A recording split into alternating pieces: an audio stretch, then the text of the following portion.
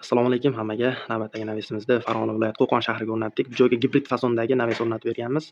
Ko'rib turibsizlar, ikkala asosiy qismi tunkali variantda bo'lgan. Tunkali ham qanday? Shunkali variantdagisi, ya'ni issiq-sovuqdan izolyatsiya qilingan variantdagisi bo'lgan. Tunkani qatirishdan oldin kraskalangan DV faner, undan keyin Falga-izol, keyin 04 qalinlikdagi tunika qoplangan. O'rtamiz ochiq qolgan. Ochiq o'xshab turibdi. Oppoq holatdagi leksan qoplangan o'rtaga. Bu nimani vazifasini bajaradi? Hovliga shu qorong'i bo'lib qolmaydi, xudo xohlasa. To'liq holatga olib bo'lsa qorong'i bo'lib ketardi. Hozir o'rtadan yorug' chiqib turadi, keyin quyosh nuri tushib turadi hovliga.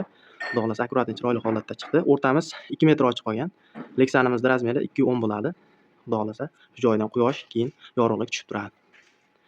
Navisimiz ko'ribsizlar, juda ham zabardast, baquvvat chiqdi. Mana hovlimizdan qancha balandda turibdi.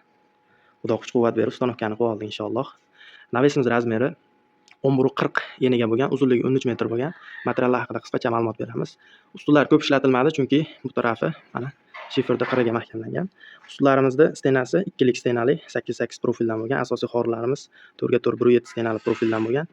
Arkali firma qismlari 2.5x4 1.7 stenali profildan to'qilgan.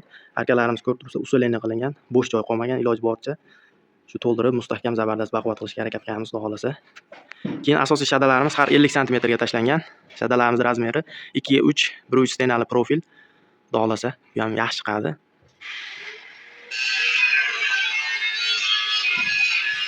Xizmatlarimiz kerak bo'lsa, ekranga nomerlar qoldiramiz. Xudo xolasa aloqaga chiqib olasizlar, xizmatlarimiz.